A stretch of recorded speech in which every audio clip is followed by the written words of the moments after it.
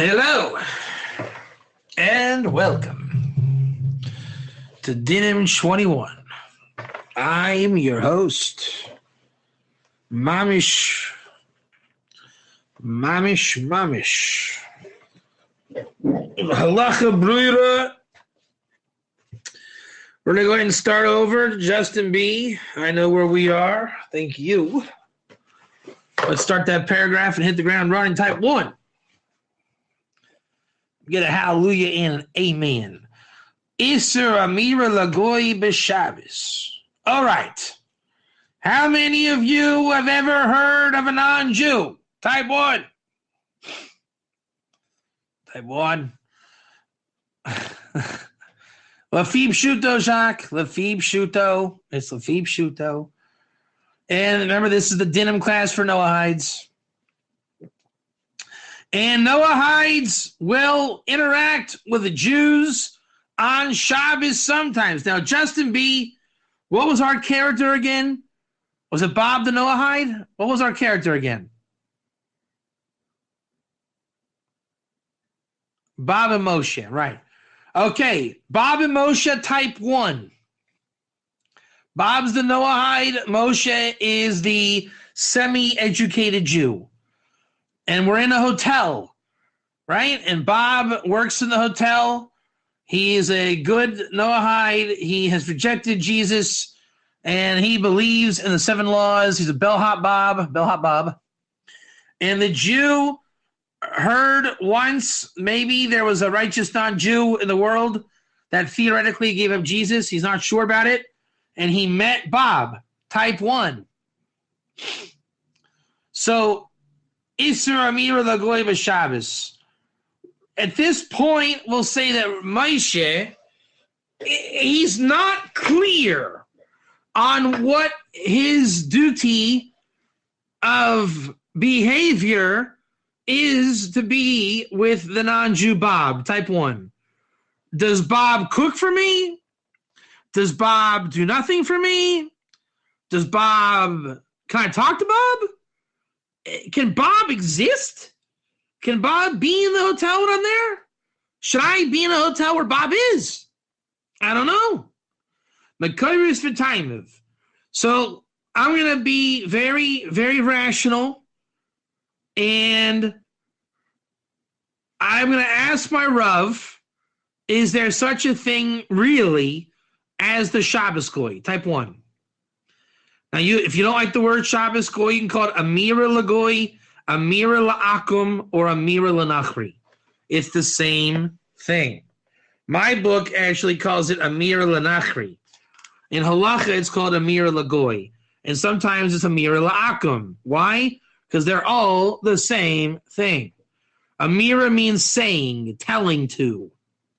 So Amira Lagoy, is it allowed, Rabbi, or is it not allowed? Does everybody hear the first question? There's such a thing as Bob. There's such a thing as Moshe. There's such a thing as their relationship. Is it forbidden or not forbidden for me to be helped in any way by instructing Bob on Hilchos Shabbos? You understand? Can Bob get me a drink of water? Even if, not because he's serving me, just because he's closer to the water fountain. I don't know. Can Bob turn on the air conditioner? Can Bob, whatever it is, what is the relationship? Am I allowed to have Bob do anything for me? You could say because he works in the hotel, or because he's a nice non-Jew wanting to help out a Jew. The Jew comes with a predicament. What's the predicament? He's in Shabbos, and 39 creative labors he cannot do, type 1. The Jew is coming in with 39 flavors of labors, right? So Bob the bellhop, type 1. Let's put the example like this, right? I check into my hotel on Friday, type 1. Let's go. 1, 1, 1, 1, 1, 1, 1, 1, 1, 1. Woo, we lost everybody. Well, we're putting people off in a major way. Just kidding. I check in on Friday, Justin B. Saturday morning, I want a cup of coffee. And Bob says to me, go use the coffee machine that requires electricity, type 1. I say, well, Bob, do you have a one of those pots that you push the handle in, the coffee comes out? A push pot, whatever it's called? He says, no, sir, we don't have those anymore. It's 2016. I say, well, maybe you didn't notice my yarmulke, but I'm Jewish, and I can't use electricity on Shabbos. He says, oh, well, you're Jewish. I thought that's what that meant. Let me get that cup of coffee for you. Can everybody imagine that happening? Can everybody imagine this scene? Just out of courtesy and derech eretz, it could happen. So Moshe freaks out. No, don't do it for me. No. He runs across the room, and he finds his Rebbe. They're having some kind of a conference, right? Or bar mitzvah, a wedding. He says, Rebbe, this bellhop Bob wants to pour me a cup of coffee from an electric machine. How do I do it? Do I tell him, well, Bob, would you mind pushing that button and allowing me to drink a refreshing cup of coffee? Well, Rabbi, what do I do? All right, does everybody understand now the situation? So we're saying, and I'm not saying this is the only answer, because in reality, some say you can do it, some say you can't do it, and we're going to get into that. Right now, where do we know that it's forbidden? Of whatever reason it is forbidden, on whatever level it is forbidden. Why and where do we find out it's forbidden? Okay. Isser amira lagoy b'Shabbos mekoy roisav v'taimov. Now notice it says amira lagoy, and my book on the cover says amira lanachri. What's the difference? What's the difference? Amira lagoy and amira la'akum, or amira lanachri. Sorry. Nothing. Correct answer. Some choose this language, some choose that language. It's the same thing. Chachmeinu zol asru la'aymer lagoy la'asos b'Shabbos kol malacha she'asur liYisrael la'asoyse.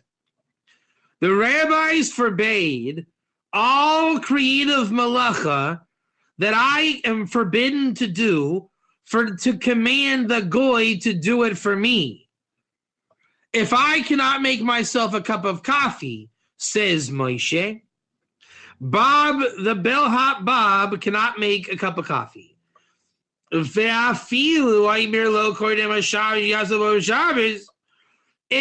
on Friday I check into the hotel and I say, brother man Bob, I will not be able to cook myself a cup of coffee. Can you make me a coffee at 8 a.m. Saturday by accident? And the answer is no. So it says, look up that small olive, Justin B. And here we go. Now we're going to go find out where the root of this concept of Shabbos Goy is from. You ready, Justin B? Jacques, Adel, you ready? Hakdama lahalachas malachas Yehudi, lahalachas malachas Yehudi, hanas yisal yidei goy. We have halacha of malacha that is relative to a Jew that is done by a goy. The Jew cannot make a cup of coffee. The goy, can he or can't he? That's the question, right? Now, what's our trick question here, Jacques? Why are we learning this? We said the Nachri doesn't know about Shabbos, right? And he's blind to Shabbos. The Ger has learned about Shabbos. So right now, Bellhop Bob is in the blind dark. And really, Moshe is too, but we won't say that. And Moshe is asking Bob to do this, which could be putting a stumbling block before the blind or keeping Bob blind. And we want to help Bob, get Bob to Ger and explore Bob's world when relating to Moshe.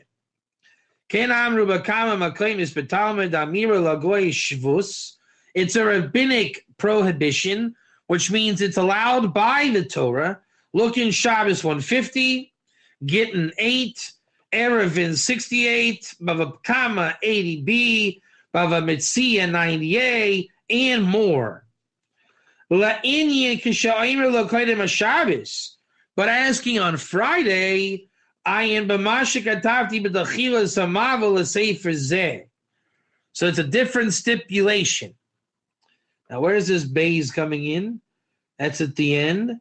Let's continue the first paragraph before the Aleph to see if there's anything there we need.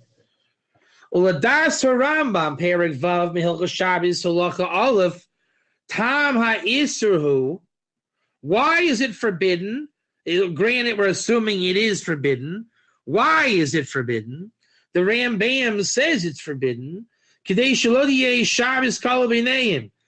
I have a loophole that this goy can do malacha for me, I will start asking the non-Jews to do all my stuff, and in the end, I'm barely keeping Shabbos legitimately, only that I'm not doing it myself, right? It's almost like, you can imagine how laziness goes, right?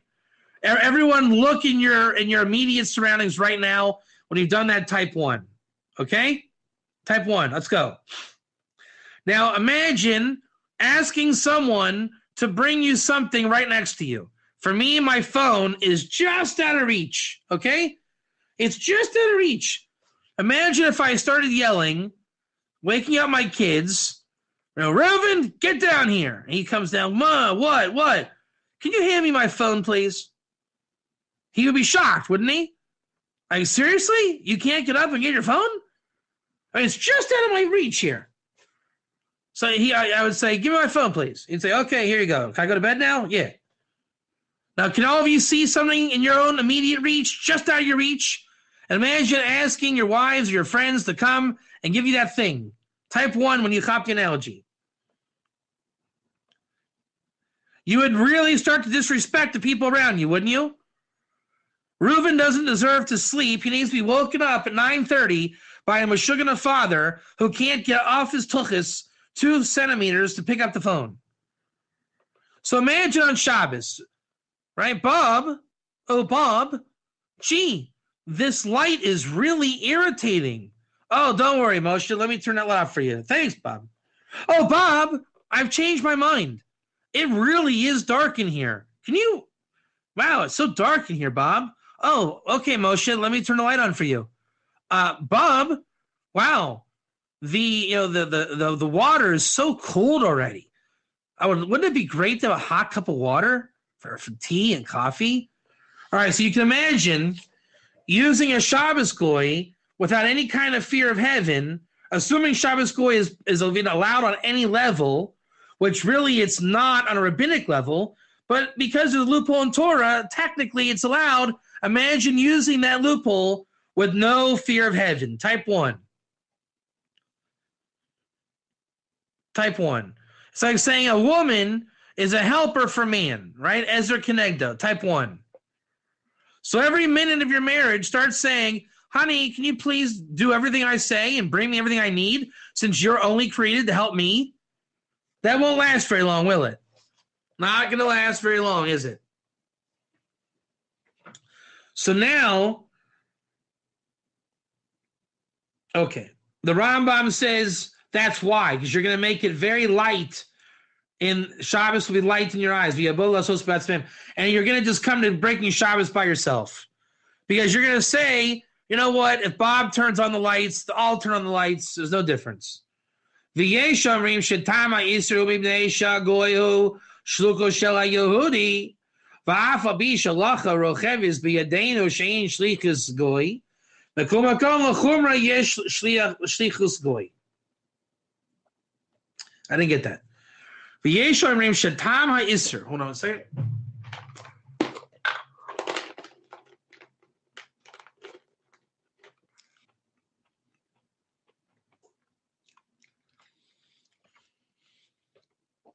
And those that say it's forbidden because the goy is the agent of the Jew.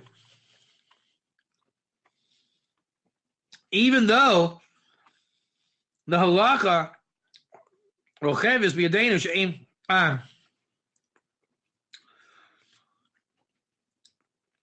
even though the halakha says that the goy is not the direct agent of the Jew, in any case, it's a chumrah, a stringency. Yesh shlichus the goy. We determine rabbinically that if a goy does the malacha, it's like the Jew did the malacha. So do you understand now what this paragraph is saying? There's the Talmud that tells you why it's forbidden. Rambam tells you one reason why it's forbidden. And there's another opinion why it's forbidden. 3 reasons it's forbidden. Everybody chap? The next paragraph will tell you more reasons why it's forbidden. Why do we tell it? Why is it asking why it's forbidden? Why are we not asking why it's allowed? Does anyone cop that? Because we see this is a very deep kasha here. It's a kasha smuya. It is allowed by the Torah, but the question becomes: if the Torah allows it, why are the rabbis forbidding it?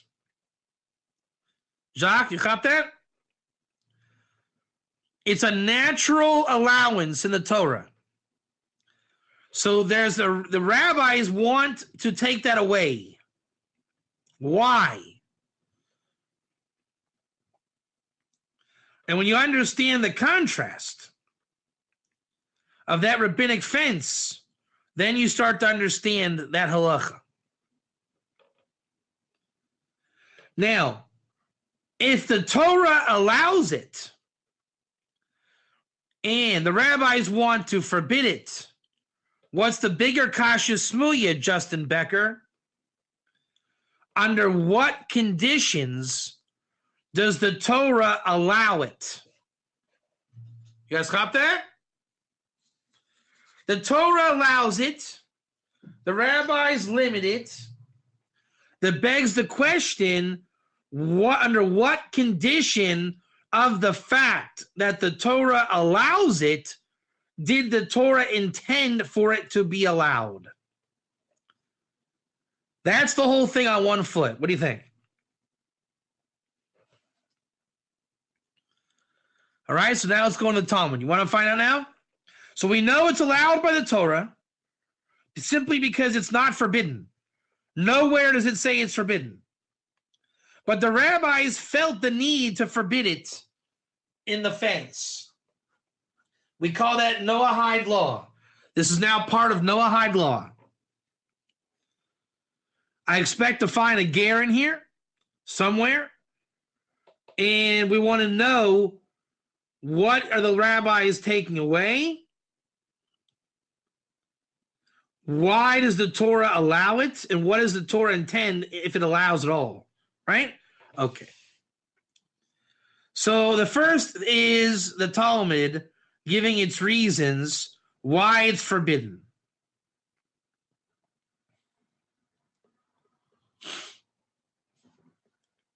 Now, we call this a machlokes.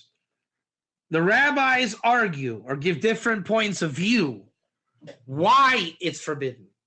I mean, they all agree that it's forbidden. Not by the Torah, but rabbinically.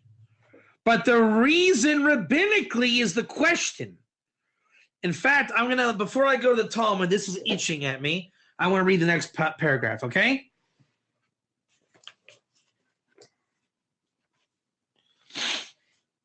V'yeshomrim she'isra amira lagoy nilmam imasha kasuv. Justin B., bring up Isaiah chapter 58, verse 13. Some say that for the prohibition of amira lagoy is learned from this verse, 58:13 Isaiah, which this verse in Isaiah is one of the strongest sources there is in learning about Shabbos. In the words davar dabir, asur, dibur asur, there is certain speech that is forbidden on Shabbos. In v'kashem shadibur chol asur b'Shabbos, it is forbidden by rabbinic Jewish law to speak mundane things, weekday things on Shabbos, like your work stuff and just stam stuff. So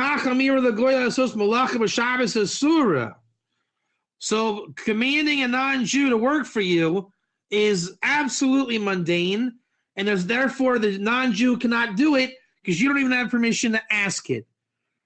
Chapter 58, verse 13, the book of Isaiah. Or you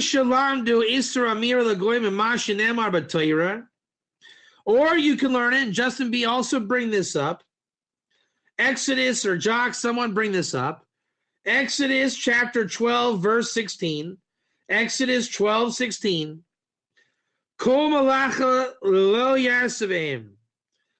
All the malacha you will not do with them. The rabbis explained in the Mechilta there, Lo tasa atav lo yasa chaverecha. You shall not do this, and he shall not do it. Justin, bring up Exodus chapter 12, verse 16. The yesh meraboseinu rishonim asoivrim shedrasha gamorahi min haTorah. Some say it is just a drasha. It is not actual Torah law. It's just a rabbinic idea. Ulam ladas rov rabbaneseinu rishonim v'achrayim isra amir l'goy b'Shabbos inu element rabbanim. Most people say it's only a rabbinic prohibition. But some say it's even less than a rabbinic prohibition. It's simply just not a good idea to ask a non-Jew. Ve'ikar dine amira lagoy yavayru b'siyati dishmai lahalan u'b'simanim aboy lahalan b'simin reish mem gimel ad simin reish nun beis yavayru dine malachas Yisrael Hanasi saw you the agoy, Gagoy Schiroi, shall Yehudi Besadel, a base of Merchats, or Bechanut, Kaisi Vehen, Beze, or I say of Voiru, Balacha, Barisus, or Bakablanis, or Kisha Yehudi, Vagoy, Shutfim, Baeze, Esek, O Kishama Shil, O Maschir Yehudi, Kula, Caleb, Vagoy, Oive Shabbos. So further on, we're going to learn the Dinim, that it's not so much that there's a thing called Shabbos Goy.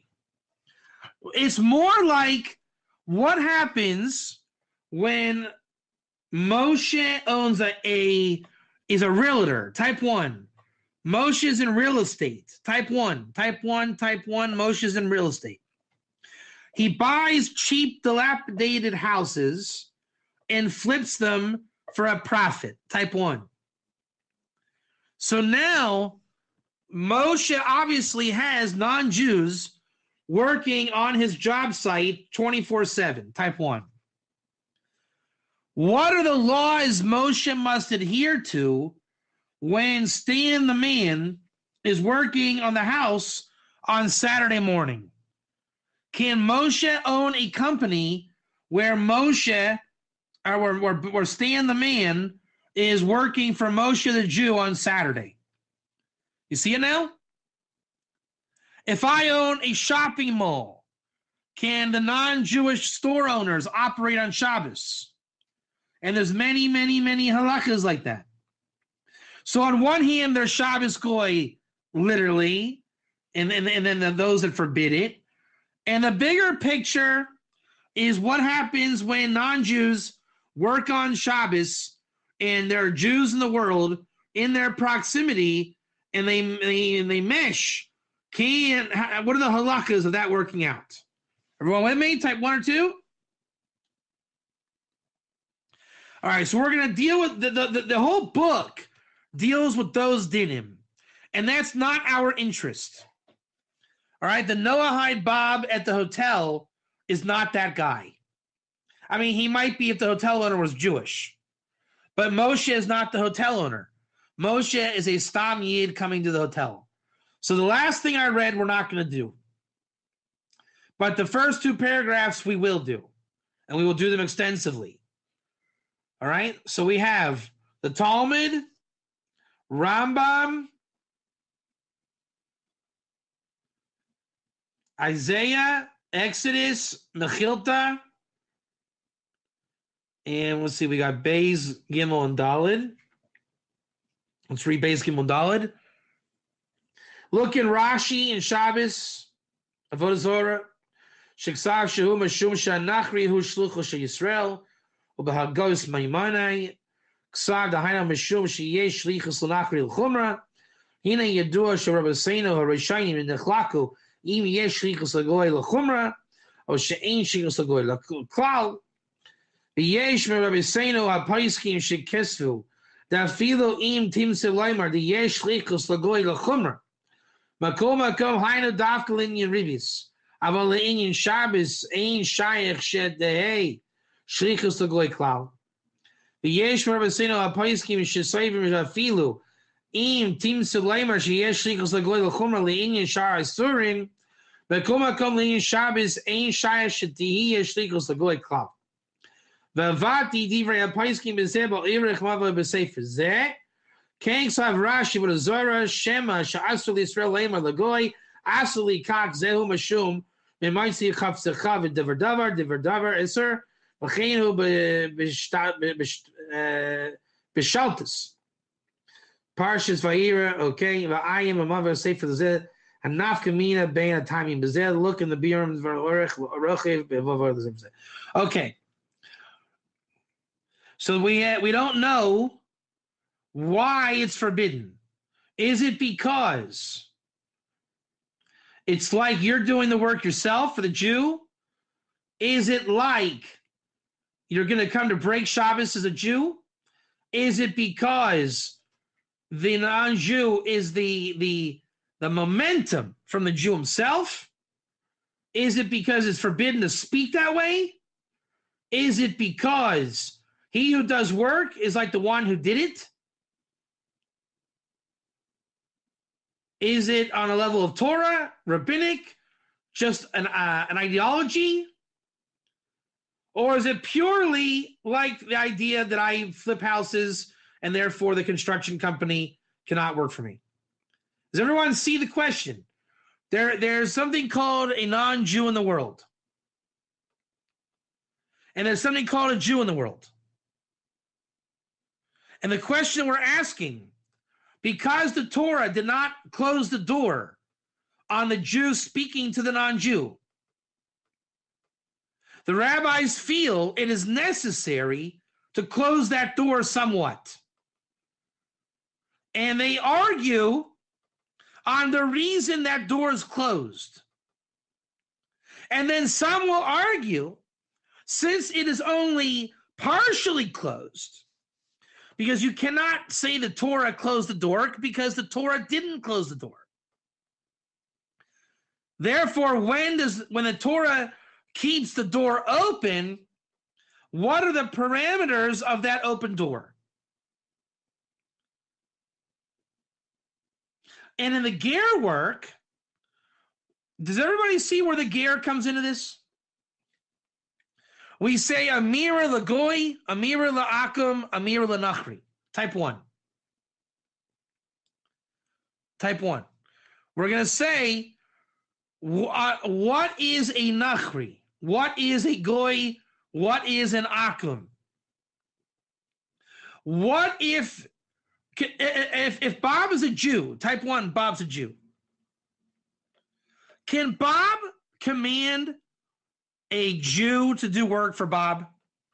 Can Bob, the religious Jew, say, hey, Yehuda, my non-religious Jewish friend, would you like to make me a cup of coffee?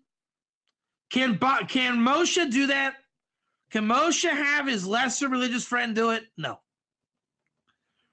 But we say, technically, Moshe can have Bob make him a cup of coffee, right? Technically, by the Torah, forget the rabbinic fence. The Torah didn't say no, correct? Type 1. Type 1. But then the question becomes, can Bob change? Can Bob convert to become a Jew? Can we make Bob Jewish? He goes through conversion. His name becomes Baruch Mordechai, the bellhop. Now can I have Bob make me my cup of coffee? No, I can't. So Bob does not have to remain a Nachri, does he? Does Bob always have to be a Nachri? Once a Nachri, always a Nachri? And if Bob is a Christian, can we agree that Bob's a Christian? Bob is a classic Christian. Jacques, let's agree. Let's agree. Bob is a classic Christian. He wears a cross around his neck. Can Bob grow out of Christianity? Is that possible? Can Bob drop Christianity? And maybe it wasn't even Christianity. What is Christianity? What is Christianity? It's a level of Avodah Zorah or / Shituf. I believe in God, but God has helpers. Or I just believe in the helpers and there is no God. Christianity is another term for Avodah Zorah, for a level of Avodah Zorah. There's no such thing as Avodah Zorah. There's called levels of Avodah Zorah. How many of you have ever heard of a fist fight? A fist fight. How many of you have ever heard of boxing? How many of you have ever heard of MMA? How many of you have ever heard of football? Are these not the same thing, just different degrees of doing the same thing? A fist fight says there's no rules and no pads and no ring, right? Type 1. Boxing says, let's do that again, but put pads on, only our fists, and we'll have rules. MMA, let's change the rules. Football, we'll just change the rules some more and add some stuff. In the end, it's all called a fight or a match or a contest. Avodah Zorah is no different. I do Avodah Zorah on the level that Jesus is my savior. I do Avodah Zorah on the level that I kill babies. I do Avodah Zorah on the level that I just love Jesus. I do Avodah Zorah on the level that I think Jesus maybe like helps God. I do Avodah Zorah on the level that I believe in no God more than God. And you could call each one of these religions with philosophies, correct? A philosophy / religion is the amount of mochin designated to a particular type of Avodah Zorah, and that becomes a type of non-Jew, i.e. Goy, that I become. And the word Goy is only a derivative of a loss of wisdom of how to identify the degree of Avodah Zorah going on in a non-Jewish nation or world. Now, a Jew that does Avodah Zorah, by the way, is also called a Nachri. So what goes around comes around. You understand? There's no such thing as a non-Jew or Goy in this respect. What there is what level of Avodah Zorah are you on? To what level do you practice Avodah Zorah? Once you're remaining in that world, then it becomes Nachri Goy Akum. What happens when you leave Avodah Zorah? Can you leave Avodah Zorah? Is it possible for an Oved Avodah Zorah to leave Avodah Zorah? Can Bellhop Bob leave Avodah Zorah? What do you call such a creature? What do you call if you were to even say that Bob could leave Avodah Zarah? What is that called? He's reaching his potential. Why? Because Avodah Zarah preys on your potential. That's why it's called Avodah Zarah and Kishuv. It's not so much you're the problem. It's the agents of the Sitra Achra that enslave you. It's not the idolater's fault. Rav Soloveitchik says this in this work. It's the Sitra Achra that takes advantage of your potential. I call it Ger Toshav. By the way, want to hear a little fancy remez? Who wants to hear a fancy remez? Anybody want to hear a fancy remez? How many of you have ever heard of the word tshuva? If you rearrange the letters of tshuva, what does it spell? Ha-toshav.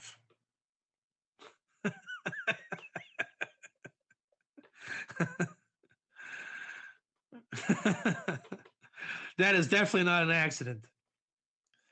Because the real tshuva, coming from real Avodah Zarah, that is the Ger HaToshav. Once Bob makes it in the Ger HaToshav, he is not an Achri. We know that from Parshas Rei, chapter 14, verse 21. He is not an Akum. He has left the Darg of the nations.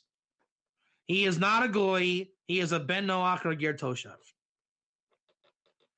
Thereby, we can make the diuk, the implication, that the laws of Amira Lagoy are for he who remains with a level of Avodah Zarah and not having reached Ger.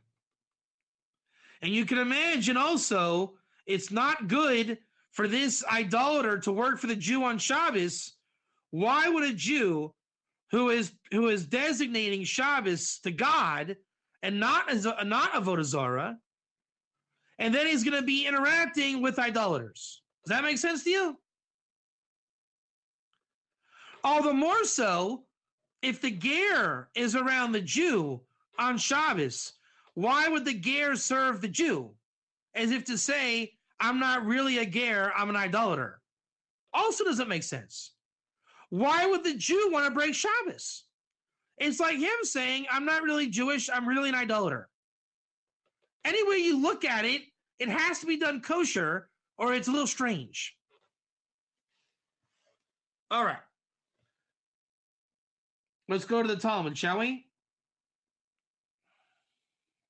Actually, I lied. I want to go to Rambam first, just because it's a little bit easier to look it up. And then we'll go into the Talmud. Rambam, chapter 6, Shabbos, Halacha Aleph. 6:1 in the Rambam. 6:1 in the Rambam. 6:1 in the Rambam.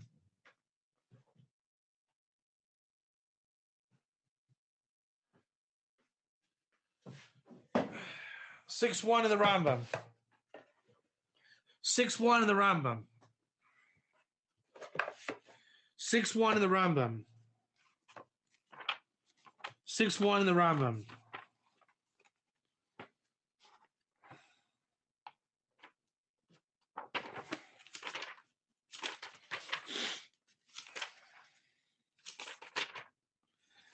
Aser lomer lagoy lasos lanu malacha b'Shabbos.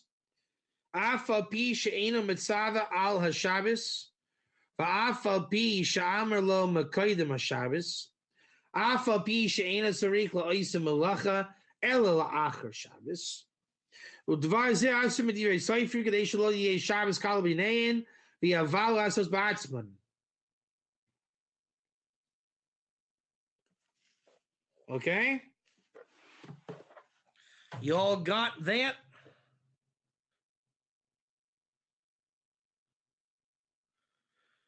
Is he the ger who was with a... Is that a question, Jacques? What are you asking me? Is the ger who is with a Nachri Jew obliged to keep... That mountain... Jacques, learn a new word. That Nachri Jew is called a Mumar. M is in Mary, U, M is in Mary, A-R. Mumar. Say that out loud. Mumar. Is the ger with a Mumar obliged to keep the Shabbos like a Jew? Man, that's a hard question, Jacques. I don't know. I really don't know. That's obliged to keep the Shabbos like a Jew. Very good question, Jacques. I don't know. That'll take definitely looking into. I would say the best answer, and this is a very rabbinic answer, Jacques, best not to hang out with a Mumar. I mean, probably so, yeah, but you're going to be encouraged to get him out of that, you know? Now listen here. Remember these words? It is forbidden to say to a goy to make for us a malacha on Shabbos. Sound familiar?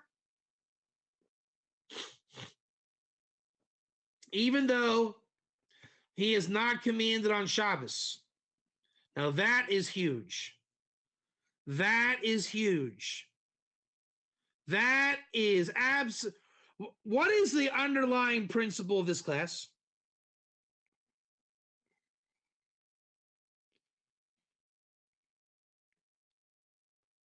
No, it's not.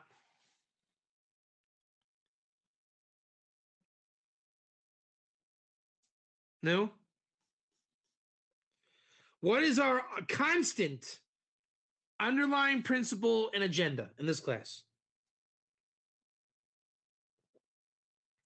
No.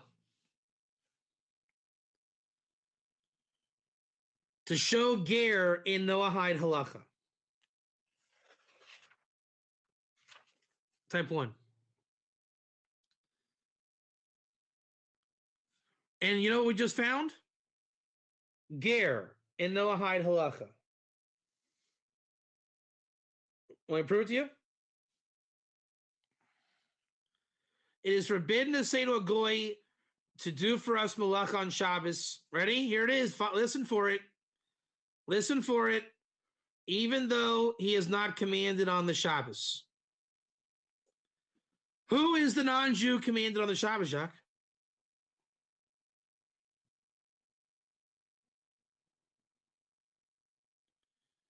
How many of you ever heard of Creasus 9a? Anyone? Creasus 9a? Rambam is making a direct reference to Creasus 9a. How do I know that? Because Rambam didn't write this. It's called copy and paste. She'enu mitzava al hashabbos. That is Ger code copy paste. Look in the Shulchan Aruch 304.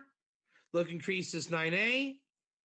The question by Ger Toshav is always, and see the Rebbe, the Lubavitcher Rebbe Sicha Chelik Lamed Aleph, who is of the non-Jewish people mitzava al hashabbos. One thing we categorically know is that a nachri is not mitzava al Shabbos. Therefore, he can do work for a Jew. This is the whole entire premise of Exodus 20:10, 10 Commandments. You arrest your maidservant and the ger in your gate. The ger cannot do work for his rav or any Jew. It says ger. Thereby, the direct inference is the nachri can. So that's why the Rambam says, even though he's not commanded on the Shabbos, and even though we can say to him before Shabbos, and even though Shabbos, we only need it done after Shabbos. It is forbidden rabbinically to speak stupid matters that are not important on Shabbos, lest you make Shabbos light in your eyes. So the Rambam's answer, you can have a Shabbos goy, but you can't because you never even got to ask him. You were never even allowed to ask him. That's why the Torah allowed it. Not because it's allowed. You were never going to have the opportunity to ask. Does everyone see the wisdom there? Rambam's saying, again, the Torah says you can have a Shabbos goy, but not really. Because you would only be able to have one if you could talk to him about doing it. And that speech is forbidden. Therefore, there's no such thing. You are never allowed to ask. Does anybody have a problem with this svara?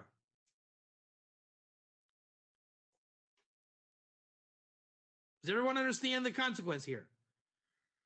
I would think it's allowed, but because it was never even allowed to ask, it never became allowed.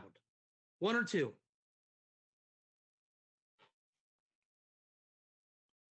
It's a very deep chachma.